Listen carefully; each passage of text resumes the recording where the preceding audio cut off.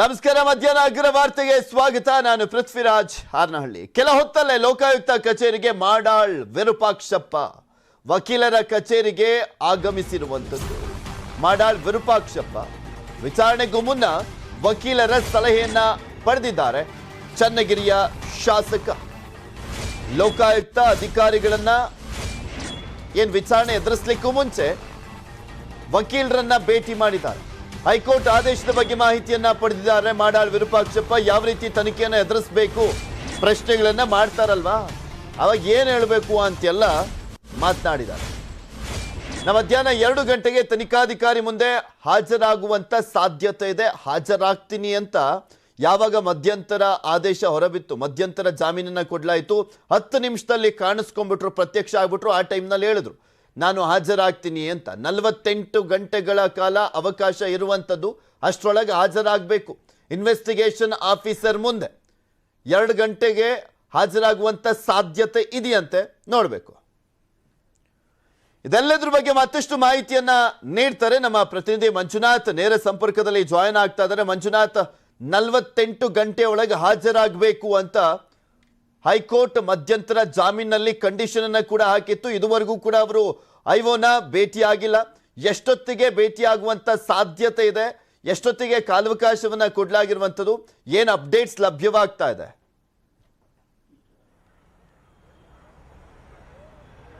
ಪೃಥ್ವಿ, ಖಂಡಿತವಾಗ್ಲೂ ಮಂಗಳವಾರ ವಾದ ವಿವಾದನ ಆಲಿಸಿ ನ್ಯಾಯಾಧೀಶರು ನಟರಾಜ್ರವರು ಒಂದು ಮಧ್ಯಂತರ ಜಾಮೀನನ್ನು ನೀಡಿರ್ತಕ್ಕಂಥದ್ದು. ಅದಾದ ನಂತರ ಅಂದರೆ ಆದೇಶ ಜಾರಿಯಾದ ನಂತರ 48 ಗಂಟೆಗಳ ಕಾಲದ ಒಳಗೆ ಏನೊಂದು ಐಒ ಮುಂದೆ ಹಾಜರಾಗಬೇಕಾಯಿತು ಮಾಡಾಳ್ ವಿರೂಪಾಕ್ಷರವರು. ಆದರೆ ಇಲ್ಲಿವರೆಗೂ ಕೂಡ ಯಾವುದೇ ರೀತಿಯಾದಂಥ ಐಒ ಮುಂದೆ ಹಾಜರಾಗಲಿಲ್ಲ. ಈಗಲೂ ಕೂಡ ಮಾಡಾಳ್ ವಿರೂಪಾಕ್ಷ ಅವರು ನಿನ್ನೆ ಸಂಜೆ ಚೆನ್ನಗಿರಿಯಿಂದ ನೇರವಾಗಿ ಸಂಜಯ್ ನಗರ ಡಾಲರ್ಸ್ ಕಾಲೋನಿ ನಿವಾಸಕ್ಕೆ ಆಗಮಿಸಿರ್ತಕ್ಕಂಥದ್ದು. ಸಾಕಷ್ಟು ಒಂದು ಮಾಹಿತಿಗಳನ್ನು ಕೆಲವು ಬಾರಿ ಫೋನ್ಗಳಲ್ಲೇ ಲೀಗಲ್ ಟೀಮ್ ಜೊತೆಗೆ, ಅವರ ವಕೀಲರ ಜೊತೆಗೆ ಏನು ಎಸ್ ಪಾಟೀಲ್ ಇದ್ದಾರೆ ಅವ್ರ ಜೊತೆಗೆ ಮಾತುಕತೆಯನ್ನು ಕೂಡ ನಡೆಸಿರ್ತಕ್ಕಂಥದ್ದು.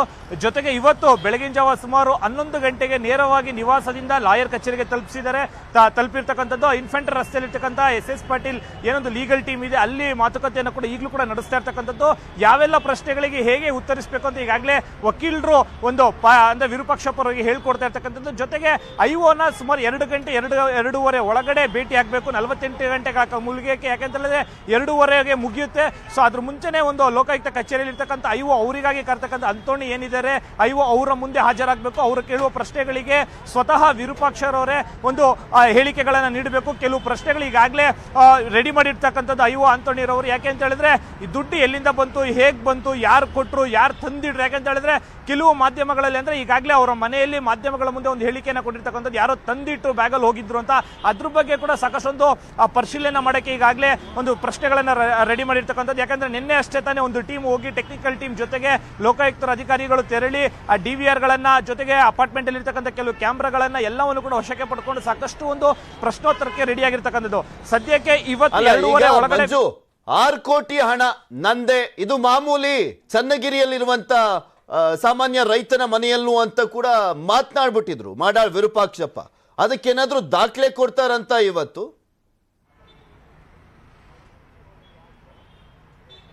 ಆ ಪ್ರಶ್ನೆಗಳಿಗೆ ಮಾಧ್ಯಮದವರು ಕೂಡ ಸಾಕಷ್ಟೊಂದು ಪ್ರಶ್ನೆಗಳನ್ನ ಕೇಳಿದ್ರು. ಆ ಪ್ರಶ್ನೆಗಳಿಗೆ ಎಲ್ಲ ದಾಖಲೆಗಳನ್ನ ಕೇವಲ 6 ಕೋಟಿ ಅಲ್ಲ 20 ಕೋಟಿ ಸಿಕ್ಕಿದ್ರು ಕೂಡ ನಾನು ದಾಖಲೆನ ನೀಡ್ತೀವಿ ಅನ್ನೋ ರೀತಿಯಲ್ಲಿ ಹೇಳಿಕೆಗಳನ್ನ ಕೊಟ್ಟಿರ್ತಕ್ಕಂಥದ್ದು. 6 ಕೋಟಿಗೂ ಕೂಡ ನನ್ನ ಹತ್ರ ದಾಖಲೆ ಇದೆ, ನಾನು ಅಡಿಕೆ ಬಿಸ್ನೆಸ್ ಅನ್ನ ಮಾಡ್ತೀನಿ, ನನ್ನ ಹತ್ರ ಸಣ್ಣ ಸಣ್ಣ ಬಿಸ್ನೆಸ್ಗಳಿದಾವೆ, ಅದೆಲ್ಲದಕ್ಕೂ ಕೂಡ ನನ್ನ ಹತ್ರ ದಾಖಲೆಗಳಿವೆ, ಅದನ್ನ ನಾನು ನೀಡ್ತೀನಿ ಲೋಕಾಯುಕ್ತ ಅಧಿಕಾರಿಗಳಿಗೆ ಅಂತ ಕೂಡ ಹೇಳಿರ್ತಕ್ಕಂಥದ್ದು. ಸದ್ಯಕ್ಕೆ ಈ 6 ಕೋಟಿ ಅಲ್ಲದೆ ಜೊತೆಗೆ ಮಗನ ಪ್ರಶಾಂತ್ ಬಳಿ ಸಿಕ್ಕಿರ್ತಕ್ಕಂಥ ಹಣ ಏನು 40 ಲಕ್ಷ ಇದೆ, ಅದಕ್ಕೂ ಕೂಡ ನಾನು ದಾಖಲೆಗಳನ್ನ ನೀಡ್ತೀನಿ, ಪ್ರತಿಯೊಂದು ಮಾಹಿತಿಗಳನ್ನ ನಾನು ಲೋಕಾಯುಕ್ತ ಅಧಿಕಾರಿಗಳಿಗೆ ಕೊಡ್ತೀವಿ ಅಂತ ಹೇಳಿದ್ರೆ. ಯಾಕೆಂದ್ರೆ ಈ ಹಿಂದೆ 4 ಜನ ಆರೋಪಿಗಳೇನು ಅರೆಸ್ಟ್ ಆಗಿದ್ದಾರೆ ಟ್ರಾಪ್ ಕೇಸಲ್ಲಿ, ಅದರಲ್ಲಿ A1 ಆರೋಪಿ ಆದಂತ ವಿರೂಪಾಕ್ಷನವರಿಗೆ ಹೆಚ್ಚಿನ ಪ್ರಶ್ನೆಗಳನ್ನ ಇಟ್ಟಿರ್ತಕ್ಕಂಥದ್ದು ಲೋಕಾಯುಕ್ತ ಅಧಿಕಾರಿಗಳು. ಯಾಕೆ ಅಂತ ಹೇಳಿದ್ರೆ ಮನೆಯಲ್ಲಿ ಸಿಕ್ಕಂತ ಹಣಕ್ಕೂ ಮಗನ ಬಳಿ ಇರ್ತಕ್ಕಂಥ ಹಣಕ್ಕೂ ಏನಾದ್ರು ಸಂಬಂಧ ಇದೆಯಾ, ಪ್ರತಿಯೊಂದು ಮಾಹಿತಿಗಳನ್ನ ಈಗಾಗಲೇ ಕಲೆ ಆಗ್ತಾ ಇರ್ತಕ್ಕಂಥದ್ದು. ಪೃಥ್ವಿ, ಓಕೆ, ಥ್ಯಾಂಕ್ ಯು ಮಂಜು ನಿಮ್ಮೆಲ್ಲ ಮಾಹಿತಿಗಾಗಿ. ಸಚಿವ ವಿ ಸೋಮಣ್ಣ ಕಾಂಗ್ರೆಸ್ ಸೇರ್ಪಡೆ ವದಂತಿ ಹಿನ್ನೆಲೆ ಮೈಸೂರಿನಲ್ಲಿ ಸಚಿವ ವಿ ಸೋಮಣ್ಣ ಬೆಂಬಲಿಗರಿಂದ ಸಭೆಯನ್ನ ಸೇರಲಾಗಿದೆ. ಬಿಜೆಪಿಯಲ್ಲೇ ಉಳಿಸ್ಕೊಳ್ಳಿಕ್ಕೆ ಬೆಂಬಲಿಗರ ಚರ್ಚೆ ಅಂತೆ. ಮೈಸೂರು ಮತ್ತೆ ಚಾಮರಾಜನಗರ ಜಿಲ್ಲೆಗಳ ಬೆಂಬಲಿಗರು ಭಾಗಿಯಾಗಿದ್ದಾರೆ. ಬಿಜೆಪಿಯಲ್ಲೇ ವಿಶೇಷ ಸ್ಥಾನಮಾನಕ್ಕೆ ಬೆಂಬಲಿಗರು ಒತ್ತಾಯವನ್ನ ಮಾಡ್ತಾ ಇದ್ದಾರೆ. ಅದು ಯಾವ ರೀತಿಯಾದಂಥ ವಿಶೇಷ ಸ್ಥಾನಮಾನ ಗೊತ್ತಿಲ್ಲ, ಇವರು ಆಗ್ರಹಿಸ್ತಾ ಇರುವಂಥದ್ದು. ಲಿಂಗಾಯತ ಸಮುದಾಯದ ಹಿರಿಯ ಮುಖಂಡರು ಅಲ್ಲಿ ಭಾಗಿಯಾಗಿದ್ದಾರಂತೆ. ಮೈಸೂರು ಜಿಲ್ಲಾ ಉಸ್ತುವಾರಿ ಸಚಿವರಾಗಿದ್ರು ವಿ ಸೋಮಣ್ಣ. ಅದಾದ್ಮೇಲೆ ಈಗ ಚಾಮರಾಜನಗರ ಜಿಲ್ಲಾ ಉಸ್ತುವಾರಿ ಆಗಿದ್ದಾರೆ. ಆ ಭಾಗದ ವೀರಶೈವ ಲಿಂಗಾಯತ ಸಮಾಜದ ಪ್ರಮುಖ ಕೆಲವು ನಾಯಕರು ಭಾಗಿಯಾಗಿದ್ದಾರೆ, ಸಭೆಯನ್ನ ಸೇರಿದ್ರು. ಪುಟ್ಟಬುದ್ಧಿ, ಮಲ್ಲೇಶ್, US ಶೇಖರ್ ಸೇರಿದಂತೆ ಪ್ರಮುಖರು ಸಭೆಯಲ್ಲಿ ಭಾಗಿಯಾಗಿದ್ದಾರೆ.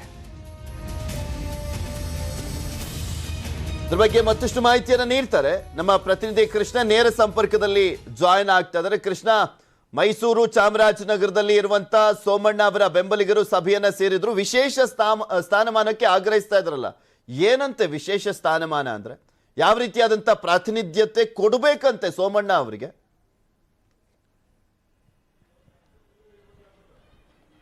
ಪೃಥ್ವಿರಾಜ್, ಮುಖ್ಯವಾಗಿ ಈಗ ಸೋಮಣ್ಣ ಅವರು ಡಿಮ್ಯಾಂಡ್ ಅನ್ನ ಇಟ್ಟಿರುವಂತದ್ದು ಪುತ್ರನಿಗೆ ಟಿಕೆಟ್ ಕೊಡಬೇಕು ಅನ್ನೋದು. ಆದ್ರೆ ಈಗ ಹೈಕಮಾಂಡ್ ನಾಯಕರು ಅದಕ್ಕೆ ಇನ್ನೂ ಕೂಡ ಕಿಮ್ಮತ್ತನ್ನ ಕೊಟ್ಟಿಲ್ಲ. ಅದಕ್ಕೋಸ್ಕರವಾಗಿ ಸೋಮಣ್ಣ ಅವರು ಒಂದ್ ರೀತಿ ನಿಗೂಢವಾದಂತಹ ನಡೆಯನ್ನ ಅನುಸರಿಸಿದ್ದಾರೆ.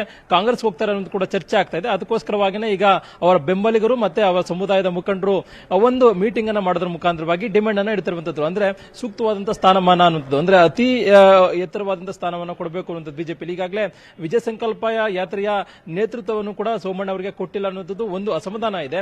ಹೀಗಾಗಿ ಒಂದು ನೇತೃತ್ವ ಅಂದ್ರೆ ಯಾವ್ದಾರ ಒಂದು ಜವಾಬ್ದಾರಿನ ಕೊಡಬೇಕು ಅನ್ನೋ ಒತ್ತಡವನ್ನ ಈಗಾಗಲೇ ಬಿಜೆಪಿ ನಾಯಕರ ಬಳಿ ಆಗ್ತಾ ಇರುವಂತದ್ದು. ನಿನ್ನೆ ಕೂಡ BS ಯಡಿಯೂರಪ್ಪನವರು ಕೂಡ ಸೋಮಣ್ಣ ಅವರ ಜೊತೆ ಮಾತುಕತೆ ನಡೆಸುವಂತ ಒಂದು ಕೆಲಸವನ್ನು ಕೂಡ ಮಾಡಿದ್ದಾರೆ. ಮತ್ತೆ ಮುಖ್ಯಮಂತ್ರಿ ಬಸವರಾಜ ಬೊಮ್ಮಾಯಿ ಅವರು ಕೂಡ ಖುದ್ದು ನಿನ್ನೆ ಗೃಹ ಕಚೇರಿ ಕೃಷ್ಣದಲ್ಲಿ ಸುದೀರ್ಘವಾಗಿ ಚರ್ಚೆಯನ್ನು ಮಾಡಿದ್ದಾರೆ. ನಿಮ್ಮ ಡಿಮ್ಯಾಂಡ್ ಏನಿದೆ ಅದನ್ನ ಹೈಕಮಾಂಡ್ ನಾಯಕರ ಗಮನಕ್ಕೆ ತಂದು ಸರಿಪಡಿಸುವಂತ ಒಂದು ಕೆಲಸವನ್ನು ಕೂಡ ಮಾಡ್ತೀವಿ, ಆದ್ರೆ ಪಕ್ಷಕ್ಕೆ ಮುಜುಗರ ಆಗುವಂತ ನಡೆಯನ್ನ ಅನುಸರಿಸಬೇಡಿ ಅನ್ನೊಂದು ಸಲಹೆಗಳನ್ನು ಕೂಡ ಮುಖ್ಯಮಂತ್ರಿಗಳು ಸೋಮಣ್ಣ ಅವರಿಗೆ ಕೊಟ್ಟಿದ್ದಾರೆ. ಅದಕ್ಕೋಸ್ಕರವಾಗಿಯೇ ಸೋಮಣ್ಣ ಅವರು ಸದ್ಯಕ್ಕೆ ನಿಗೂಢವಾದಂತಹ ನಡೆಯನ್ನ ಅನುಸರಿಸಿದ್ದಾರೆ. ಆದರೆ ಈಗಾಗಲೇ ಕಾಂಗ್ರೆಸ್ ನಾಯಕರು ಅವರ ಸಂಪರ್ಕದಲ್ಲಿದ್ದಾರೆ. ಇನ್ನೇನು ಕೆಲವೇ ದಿನಗಳಲ್ಲಿ ಕಾಂಗ್ರೆಸ್ ಸೇರ್ಪಡೆ ಆಗ್ತಾರೆ ಕೂಡ ಸಾಕಷ್ಟು ಚರ್ಚೆ ಆಗ್ತಾ ಇದೆ.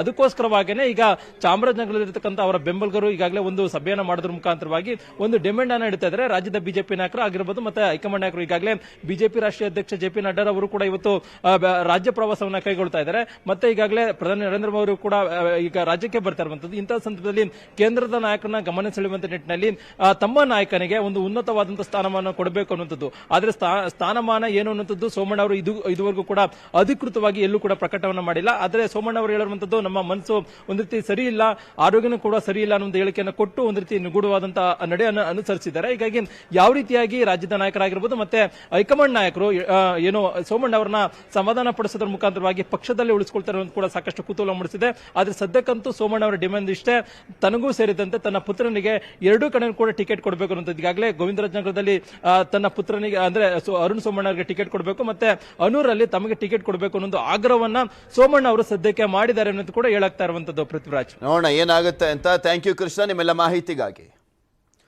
ಸುಮಲತಾ ಬಿಜೆಪಿ ಸೇರೋದು ಫಿಕ್ಸ್ ಅಂತೆ. ಮೋದಿ ಕಾರ್ಯಕ್ರಮದ ಬದಲು ನಾಳೆನೇ ಸೇರ್ತಾರೆ. ಇದನ್ನ ಹೇಳೋದು JDSನ ಶಾಸಕ, ಮಂಡ್ಯದಲ್ಲಿ JDS ಶಾಸಕರಾಗಿರುವಂತ CS ಪುಟ್ಟರಾಜು ಹೇಳಿಕೆಯನ್ನ ಕೊಟ್ಟರು.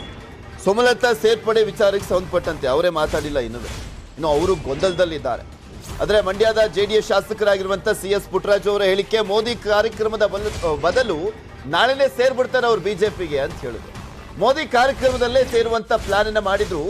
ಸರ್ಕಾರಿ ಕಾರ್ಯಕ್ರಮ ಆಗಿರುವಂತ ಹಿನ್ನೆಲೆಯಲ್ಲಿ ಬಿಜೆಪಿ ಸೇರಲ್ಲ, ಅವರು ನಾಳೆನೇ ಸೇರ್ಬಿಡ್ತಾರೆ ಅಂತ ಶಾಸಕ CS ಪುಟ್ಟರಾಜು ಹೇಳಿಕೆಯನ್ನ ಕೊಟ್ಟರು. ನಾಳೆ ಸುಮಲತಾ ಮಹತ್ವದ ಸುದ್ದಿಗೋಷ್ಠಿಯನ್ನ ಕರೆದಿದ್ದಾರೆ. ಪಕ್ಷ ಸೇರ್ಪಡೆ ಬಗ್ಗೆ ಅಧಿಕೃತವಾಗಿ ಘೋಷಣೆ ಮಾಡ್ತಾರಾ ಕಾದ್ ನೋಡ್ಬೇಕು. ಪುಟ್ಟರಾಜು ಅವರು ಹೇಳಿದ ರೀತಿಯಲ್ಲಿ ನಾಳೆನೇ ಸೇರ್ಬಿಡ್ತಾರಾ ಕಾದ್ ನೋಡ್ಬೇಕಾಗಿದೆ.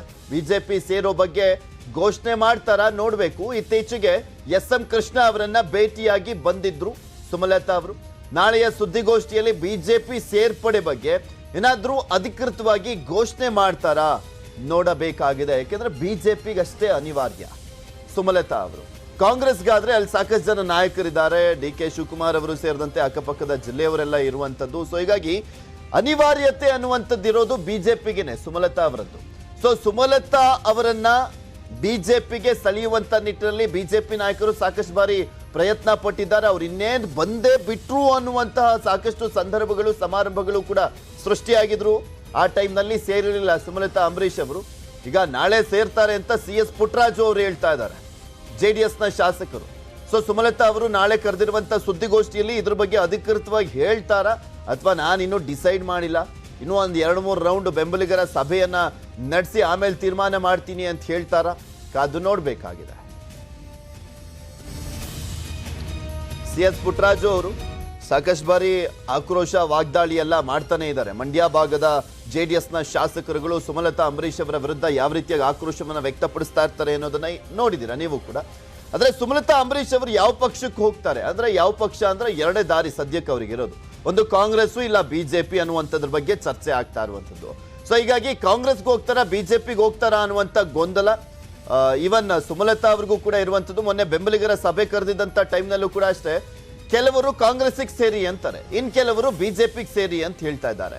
ಸೊ ಹೀಗಾಗಿ ಸುಮಲತಾ ಅಂಬರೀಶ್ ಅವರು ಯಾವ ಪಕ್ಷಕ್ಕೆ ಹೋಗ್ತಾರೆ ಅನ್ನುವಂಥ ಕುತೂಹಲದ ನಡುವೆ ಅವರು SM ಕೃಷ್ಣ ಅವರನ್ನ ಭೇಟಿಯಾಗಿದ್ರು. ಮಾಜಿ ಮುಖ್ಯಮಂತ್ರಿಗಳು ಮಂಡ್ಯದಲ್ಲಿ ತಮ್ಮದೇ ಆದಂತ ಹಿಡಿತವನ್ನ ಈಗಲೂ ಕೂಡ ಇಟ್ಕೊಂಡಿರುವಂತವರು ಅವರನ್ನ ಭೇಟಿಯಾಗಿದ್ರು.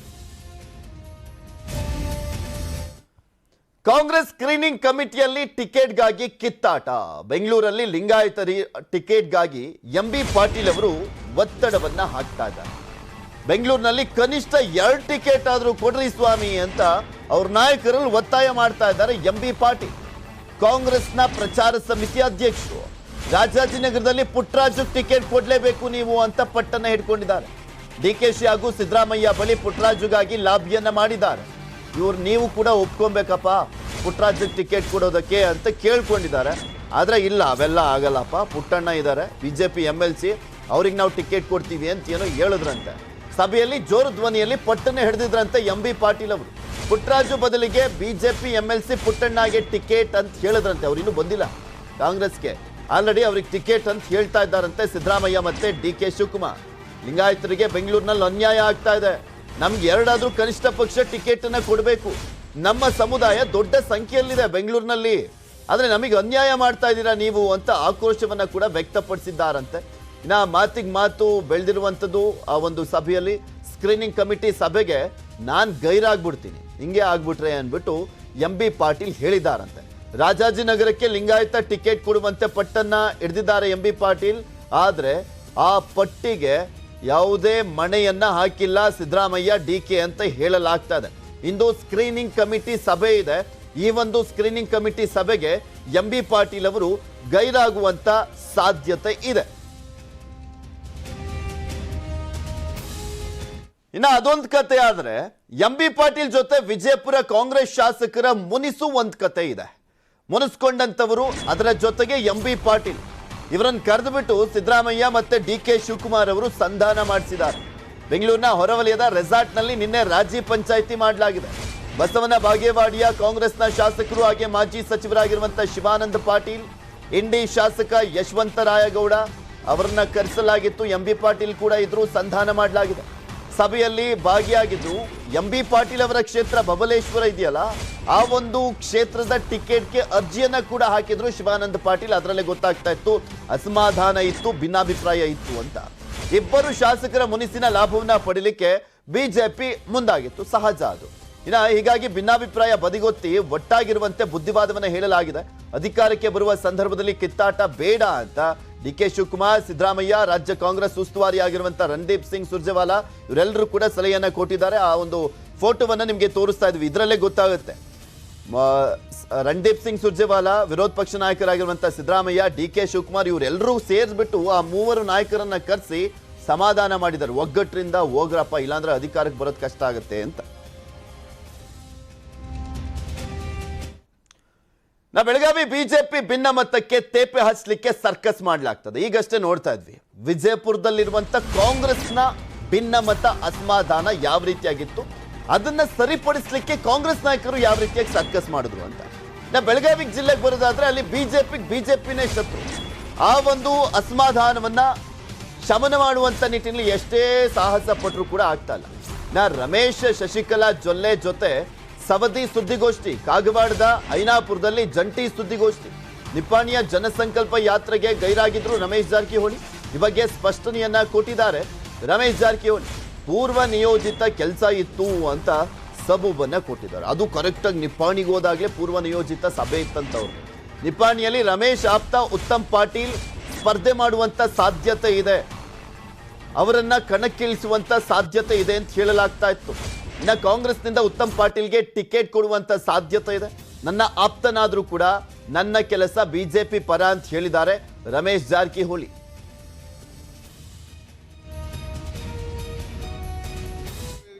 ಎಲ್ಲ ಒಂದೇ ಪಕ್ಷ ವರಿಷ್ಠ ನೇತೃತ್ವ ಪಕ್ಕ ಕೆಲಸ ಮಾಡ್ತೀವಿ ನಾವು.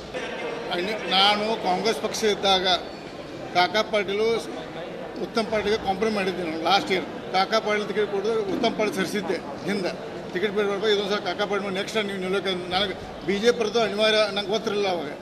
ಆ ಒಂದು ಉದ್ದೇಶಕ್ಕೆ ಉತ್ತಮ್ ಪಾಟೀಲ್ ನಾವು ವೈಯಕ್ತಿಕ ಸಂಬಂಧ ಪಕ್ಷ ವೇದಿಕೆ ಶಶಿಕಲಾ ಜೊಲ್ಲೆ ಪರವಾಗಿ ನಿಲ್ತೀನಿ ನಾನು. ಆಯ್ತಾ? ಪಕ್ಷ ವೇದಿಕೆ ಬಂದಾಗ ನಾನೆಲ್ಲ ಒಂದೇ ಪಕ್ಷ ವರಿಷ್ಠ ನೇತೃತ್ವ ಪಕ್ಕ ಕೆಲಸ ಮಾಡ್ತೀವಿ ನಾವು. ನಾನು ಕಾಂಗ್ರೆಸ್ ಪಕ್ಷ ಇದ್ದಾಗ ಕಾಕಾ ಪಾಟೀಲು ಉತ್ತಮ್ ಪಾಟೀಲ್ಗೆ ಕಾಂಪ್ರಮೈಸ್ ಮಾಡಿದ್ದೆ ನಾನು ಲಾಸ್ಟ್ ಇಯರ್. ಕಾಕಾ ಪಾಟೀಲ್ ಟಿಕೆಟ್ ಕೊಡಿದ್ರೆ ಉತ್ತಮ್ ಪಾಟೀಲ್ ಸರಿಸಿದ್ದೆ ಹಿಂದೆ ಟಿಕೆಟ್ ಬೇಡ ಇದೊಂದು ಸಲ ಕಾಕಾ ಪಾಟೀಲ್ ನೆಕ್ಸ್ಟ್ ಟೈಮ್ ನೀವು ನಿಲ್ಲೋಕೆ ನನಗೆ BJP ಬರೋದು ಅನಿವಾರ್ಯ ನಂಗೆ ಗೊತ್ತಿರಲಿಲ್ಲ ಅವಾಗ. ಆ ಒಂದು ಉದ್ದೇಶಕ್ಕೆ ಉತ್ತಮ್ ಪಾಟೀಲ್ ನಾವು ವೈಯಕ್ತಿಕ ಸಂಬಂಧ ಪಕ್ಷ ವೇದಿಕೆ ಶಶಿಕಲಾ ಜೊಲ್ಲೆ ಪರವಾಗಿ ನಿಲ್ತೀನಿ ನಾನು. ಆಯ್ತಾ?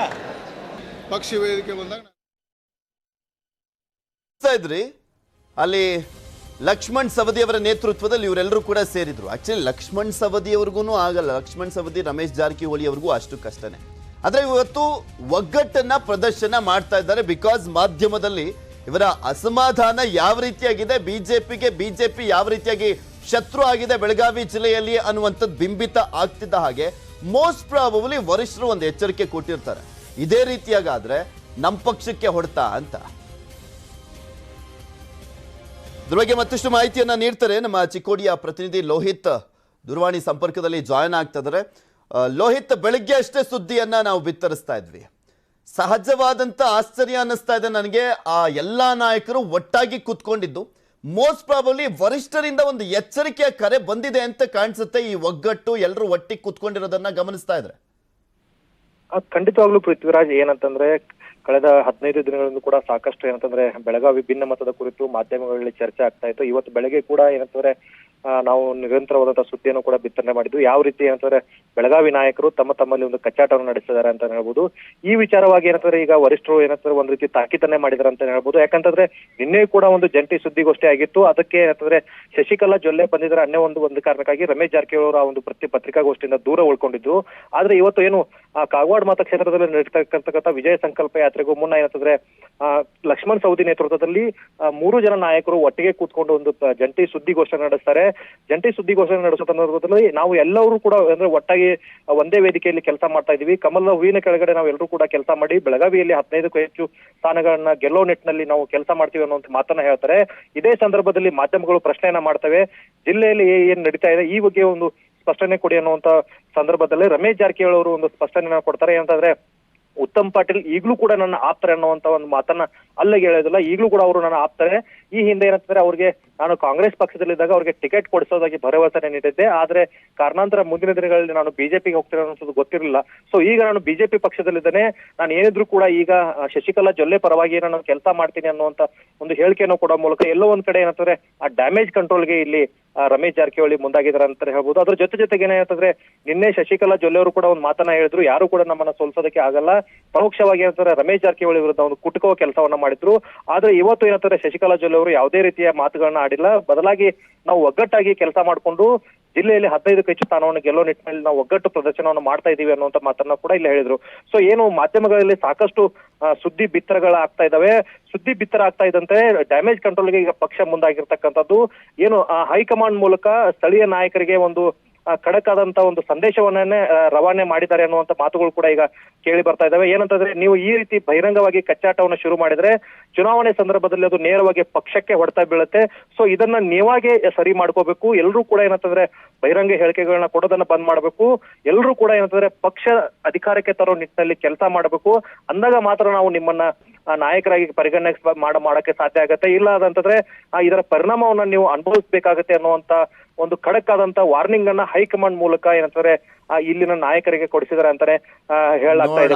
ಬಿಕ್ಕಟ್ಟಿಗೆ ತೇಪೆಯನ್ನ ಹಚ್ಚುವಂತ ಪ್ರಯತ್ನವನ್ನ ಮಾಡಲಾಗಿದೆ. ಅದು ಎಷ್ಟು ಮಟ್ಟಿಗೆ ವರ್ಕೌಟ್ ಆಗುತ್ತೆ ಅಂತ. ಥ್ಯಾಂಕ್ ಯು ಲೋಹಿತ್ ನಿಮ್ಮೆಲ್ಲ ಮಾಹಿತಿಗಾಗಿ. ಇನ್ನು ಸುದ್ದಿಗೋಷ್ಠಿ ವೇಳೆ ಲಕ್ಷ್ಮಣ್ ಸವದಿ ಬಾಯ್ ತಪ್ಪಿ ರಮೇಶ್ ಜಾರಕಿಹೊಳಿಗೆ ಜಿಲ್ಲಾ ಉಸ್ತುವಾರಿ ಸಚಿವ ಅಂತ ಹೇಳ್ಬಿಟ್ರು. ವೇಳೆ ಪಕ್ಕದಲ್ಲೇ ಕುಳಿತುಕೊಂಡಿದ್ದಂಥ ರಮೇಶ್ ಜಾರಕಿಹೊಳಿ ಅವರನ್ನು ಎಚ್ಚರಿಸಿದ್ರು. ಆಗ ಸವದಿ ಮಾತನಾಡಿ ಕರ್ಪೂರದ ಡಬ್ಬಿಯಲ್ಲಿನ ಕರ್ಪೂರ ತೆಗೆದ್ರೂ ಸಹ ವಾಸನೆ ಹಾಗೇ ಇರುತ್ತೆ ಅಂತ ಸವದಿ ಅಲ್ಲೇ ಒಂದು ಸ್ವಲ್ಪ ತೇಪೆ ಹಚ್ಕೊಂಡ್ಬಿಟ್ರು. ಅಲ್ಲಿ ನಮ್ಮ ಉಸ್ತುವಾರಿ ಸಚಿವರಾಗಿರ್ತಕ್ಕಂಥ ಜಾರಕಿಹೊಳಿ ಅವರು ಕಾರ್ಯಕ್ರಮದಲ್ಲಿ ಪಾಲ್ಗೊಂಡಿದ್ದಾರೆ. ಸಾರಿ ಕಾರಜೋಳ ಅವರು ಇವು ಮೊದಲಾಗ ಕೂತಾನ ಅದು ಪರಿಣಾಮ ಬೀರ್ತೈತೆ. ಇದು ಅದು ಹೆಂಗಿರ್ತೈತೆ ಅಂದರೆ ಈ ಕರ್ಪೂರ ಡಬ್ಬಿ ಇರ್ತೈತಲ್ಲ, ಕರ್ಪೂರ ಎಲ್ಲ ತೆಗೆದ್ರು ವಾಸನೆ ಹಂಗೆ ಇರ್ತೈತೆ ಅಂತ. ಹಂಗೆ ಹಿಂದೆ ಉಸ್ತುವಾರಿ ಮಂತ್ರಿ ಆಗಿರೋದ್ರಿಂದ ಅವನೇ ಉಸ್ತುವಾರಿ ಅಂತಕ್ಕಂಥದ್ದು ಭಾವನೆ ಬರ್ತದೆ. ಅಲ್ಲಿ ನಮ್ಮ ಉಸ್ತುವಾರಿ ಸಚಿವರಾಗಿರ್ತಕ್ಕಂಥ ಜಾರಕಿಹೊಳಿ ಅವರು ಕಾರ್ಯಕ್ರಮದಲ್ಲಿ ಪಾಲ್ಗೊಂಡಿದ್ದಾರೆ. ಸಾರಿ, ಕಾರಜೋಳ ಅವರು ಇವು ಮೊದಲಾಗ ಕೂತಾನ ಅದು ಪರಿಣಾಮ ಬೀರ್ತೈತೆ. ಇದು ಅದು ಹೆಂಗಿರ್ತೈತೆ ಅಂದರೆ ಈ ಕರ್ಪೂರ ಡಬ್ಬಿ ಇರ್ತೈತಲ್ಲ, ಕರ್ಪೂರ ಎಲ್ಲ ತೆಗೆದ್ರು ವಾಸನೆ ಹಂಗೆ ಇರ್ತೈತೆ ಅಂತ. ಹಂಗೆ ಹಿಂದೆ ಉಸ್ತುವಾರಿ ಮಂತ್ರಿ ಆಗಿರೋದ್ರಿಂದ ಅವನೇ ಉಸ್ತುವಾರಿ ಅಂತಕ್ಕಂಥದ್ದು ಭಾವನೆ ಬರ್ತದೆ. Welcome back. ಎಲೆಕ್ಷನ್ ಅನೌನ್ಸ್ಗೆ ಇನ್ನೇನು ದಿನಗಣನೆಯಷ್ಟೇ ಬಾಕಿ ಇದೆ. ಪ್ರಜಾತಂತ್ರದ ಈ ಹಬ್ಬವನ್ನು ಆಚರಿಸೋಕೆ ನಿಮ್ಮ ನ್ಯೂಸ್ 18ನ ವಿಶೇಷ ವಾಹನ ಚುನಾವಣಾ ಚಕ್ರ ನಿಮ್ಮೂರಿಗೆ ಬರ್ತಾ ಇದೆ. ಈ ಚುನಾವಣಾ ಚಕ್ರವನ್ನೇರಿ ಮೈಕ್ ಹಿಡ್ಕೊಳ್ಳಿ, ನೀವು ಮಾತಾಡ್ಬೋದು. ಹೊನ್ನಾಳಿ ಕ್ಷೇತ್ರದ ಜನ ಈ ಬಾರಿಯ ಎಲೆಕ್ಷನ್ ಬಗ್ಗೆ ಏನೆಲ್ಲ ಹೇಳಿದ್ದಾರೆ ನೋಡ್ಕೊಂಬರೋಣ.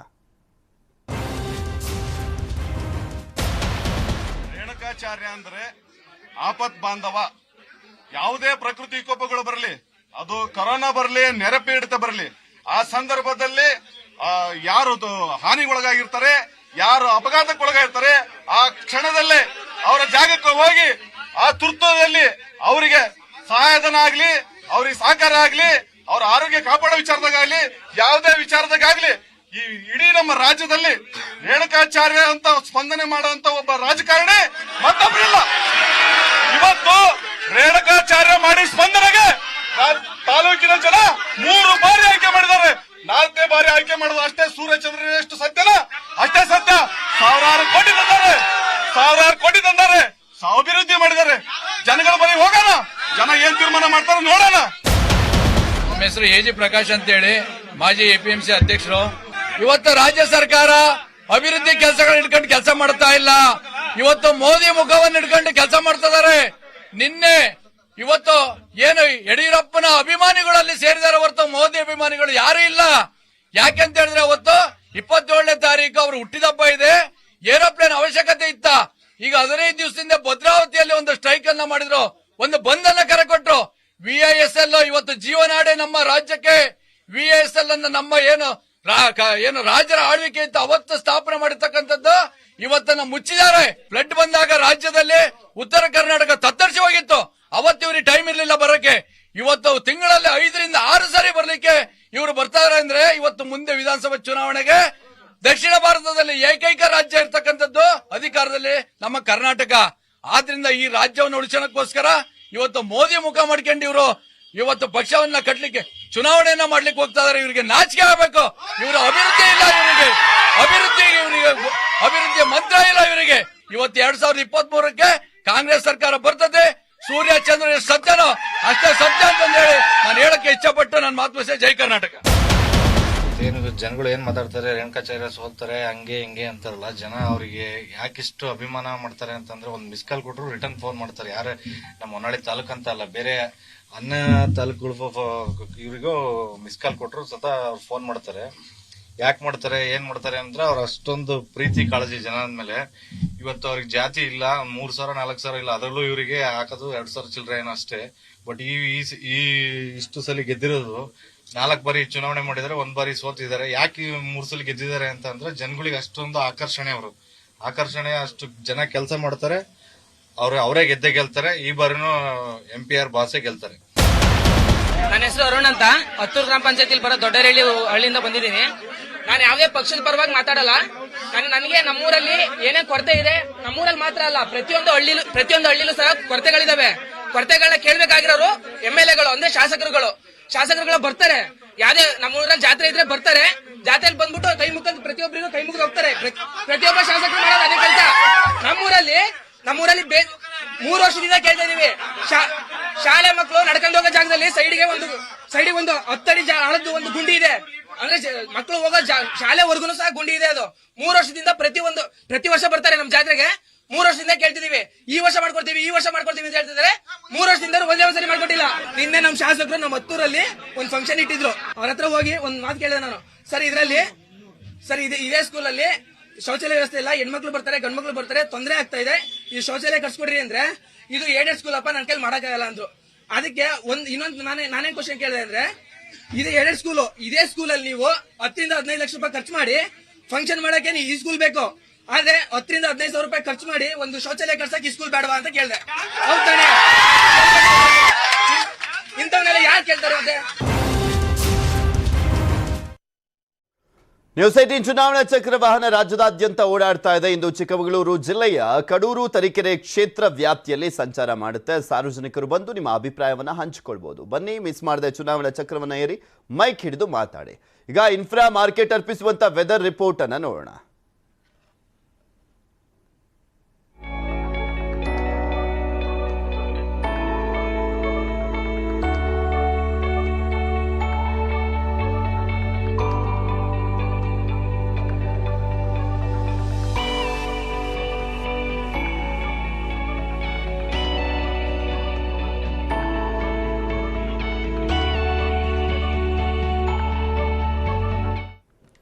ಇದು ಇವತ್ತಿನ ಮಧ್ಯಾಹ್ನ ಅಗ್ರವಾರ್ತೆ. ನೋಡ್ತಾರೆ ನ್ಯೂಸ್ 18, ಜಾಲ ನಮ್ಮದು, ಬಲ ನಿಮ್ಮದು.